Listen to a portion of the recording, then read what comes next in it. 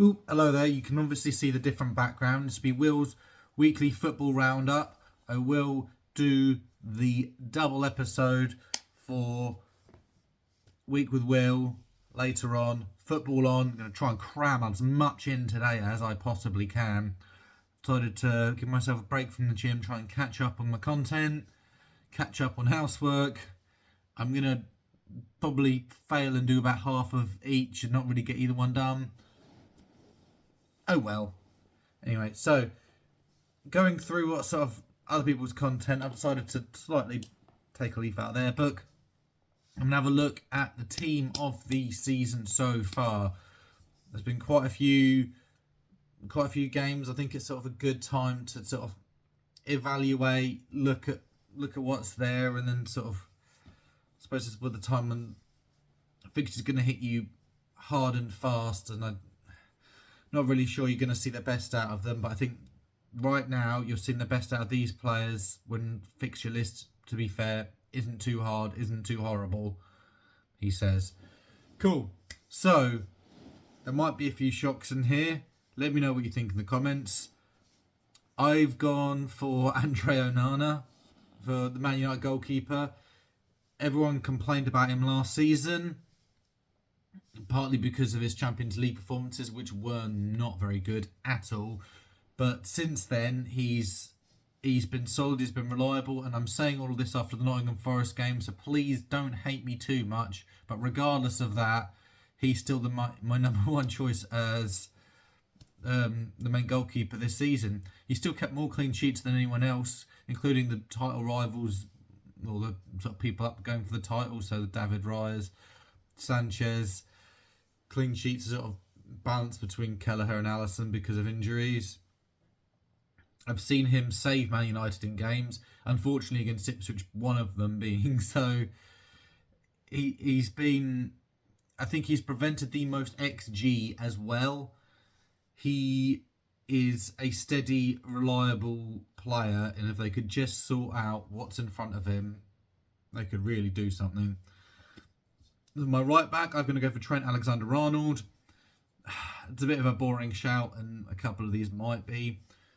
But in the way of fullbacks, he still stands out as one that sort of still creates a lot of chances, getting forward, being able to find people like Mohamed Salah, and just controlling it. His role within the team has been a bit different. He's not sort of going into that sort of quarterback sort of space on the football pitch to sort of whip balls across constantly in the same way he did under Jurgen Klopp's system.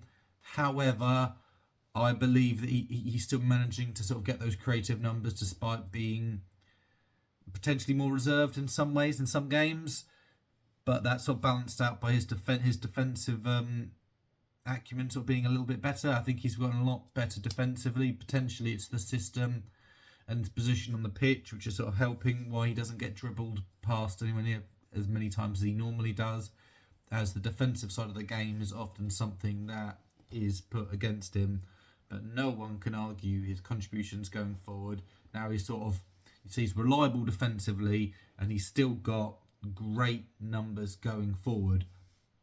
Speaking of someone who's got great numbers going forward, one of my first choices of a centre-back is Gabriel. Arsenal, sort of a little bit Stoke City, a little bit of Tony Pulis-esque, I suppose. They have become really lethal at set plays. He has opportunities to get goals. And the main person that Bukayo Saka targets on every one of his corners is Gabriel, because he will absolutely charge through anyone to get on it. Not only that, Arsenal have obviously been very solid, very reliable. That partnership of him and Saliba, granted, that is when they are staying on the pitch together and not any silly and stupid sendings off, which has happened sort of earlier on in the season. But they also seem to be solid and reliable now. They cut that out of their game and you'd hope that they close the gap on Liverpool, because although I don't support any of the teams at the top, I want a title race, I want challenge, I want interest, and Arsenal set plays, and Gabriel does very much provide that. The other centre-back, it's a really boring one. It is Virgil van Dijk. Liverpool are one of the best defensive teams. They are one of the best teams in the league. He's one of the reasons why. Controlled, assured. It doesn't matter who he's put next to, whether it's been Quansah, whether it's been Konate, whether they decide to put anyone else next to him. He organises that defence. He keeps it solid. He keeps it strong. And is some of the the people put arguments of him being up there as one of the best centre backs in the Premier League. And when he puts in consistent performances like this, and this because this is not out of the ordinary for Virgil van Dijk, then you're not too surprised. Very reliable, athletic, strong, quick. He wins his duels, simple as. Left back, not in a great. This is the trickiest position for me to nail down. I've gone for Josko Gvardiol. A bit of a cop-out, being the most expensive defender of all time, pretty much. He is someone that can get forward, that can get goals, and he's actually Manchester City's second top goal scorer after Haaland. Whether that's just an insight as to how Manchester City have been playing. He can pop up with a goal. He's lethal in the air. He's good technically. He can push forward. He can come in to sort of join the centre backs. He's got that tactical flexibility. Sort of very good with the ball at his feet. Very strong. Very quick. Very reliable. Wins his duels. There are many issues with Manchester City currently. He is not one of them. He had a bit of a poor game against Feyenoord sort of previously, but I won't hold that against him considering how well he's performed in many other games. Next up, these are arguably the two most improved players from what I've seen in previous seasons this season, and that is Moises Caicedo and Ryan Gravenberch. Moises Caicedo, the weight of that money put on him was heavy. It was very heavy. He struggled with it. Now, with Chelsea, everything can go through him. He's not just someone that can just get at people. He's someone that's comfortable in the ball, can play the ball out. You're not having to, granted he's got very good technical players next to him, not having to solely sort of rely on that. He can play. He has shown tactical flexibility for Chelsea in certain games, being able to play at right back, having the sort of physical attributes to be able to get about, put the tackle in, to play the ball. And this is getting back to the player that was signed from Brighton. Arguably, I say he's gone to the level past that, which is what was expected of him. He's been absolutely brilliant. And now that transfer sort of has been done, he's settled. It's a settled team, it's a settled system. You are seeing the best out of Moises Caicedo. Ryan Gravenberch is a big one as well because everyone thought he was a bit naff. Amazing player coming through at Ajax. She moved to Bayern Munich. Everyone thought he was going to kick on. Struggled. Moved to Liverpool. Has struggled. Been reinvented into this sort of 8/6 for Liverpool and Arne Slot. Being able to do that defensive work. Someone who's you can't comfortably get the ball off of because he's just very good close control. Can play the ball out. A lot of things go through him as well, as I previously mentioned about Moises Caicedo as well. Same thing applies for Gravenberch, except the fact that I'd say his expectations of him were considerably lower because of how he's done, with many people arguing that he potentially shouldn't even be in the Liverpool team or the squad at all. He's absolutely nailed on to be their starter every single game for Liverpool, and part of the reason why they're doing so well. Attacking midfield, really boring, but really easy. As Cole Palmer. Simple as, arguably one of the best players in the world currently, I would argue. His goal contributions, his assists, his goals, not just penalties. Obviously, he's got free kicks, his passing range, everything good from Chelsea flows through him. Ice in his veins, as it said, and he's someone that needs to be being able to be sort of nailed on in that England team, because that's what I want to see, because I want to see England doing well, and I know that will happen with Cole Palmer.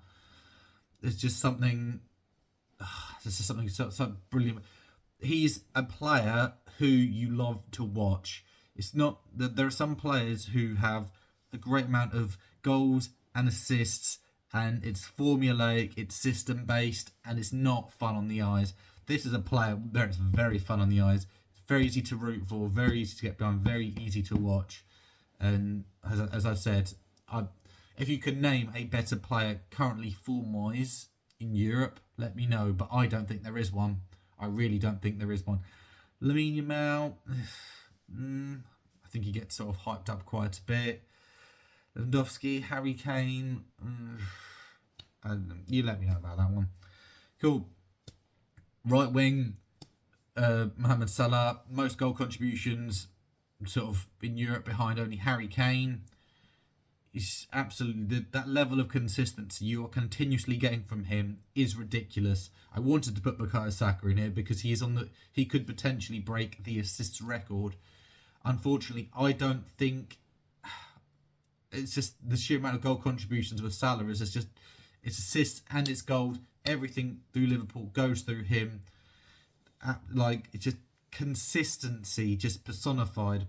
May not be the most exciting person to watch as the previous players I've mentioned, but he gets the numbers, he gets the goods, he does the business. He's a very smart player on the pitch. He works out how to get past sort of his defender sometimes, and it's just efficiency. Efficiency is how I would describe Mohamed Salah, and you like to think if Liverpool were smart that they would sort that deal out sooner rather than later. Striker, I'm going to be really bored, maybe slightly controversial, just because of the sheer amount of goals he scored up at Haaland. But I don't know whether this is the fact that he was so hot at the start of the season with his multiple hat-tricks against Ipswich, against West Ham, and then it's just been a bit naff since. So I feel a bit harsh potentially not putting someone like Chris Wood, who has been sort of consistent in his performances and takes his chances, and you could argue has a better goal conversion rate, shot conversion rate than Haaland. But I'll be honest, if I want a striker to bang in goals, it's going to be Haaland. It's always going to be Haaland. He's a bit sort of stroppy, and it's just sort of... I mean, his comments against Arsenal after that draw, he's been a dud since then a little bit, but just because of how hot he was then, I think he will... This is a lull as far as I'm concerned. He will get better. I may live to regret this position. I know this could be the position I'm going to regret, but we're going to go for it. Left wing, slightly cheated because I wasn't very comfortable with some of the left wing options, so I picked a forward that can, and I have seen play on the left wing. It's Nicholas Jackson.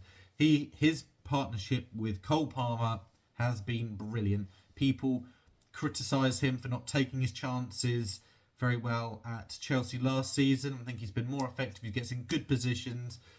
He's a pain in the backside for defenders. He's got pace. He knows what he's doing, and you're starting to see a top-notch striker developing there.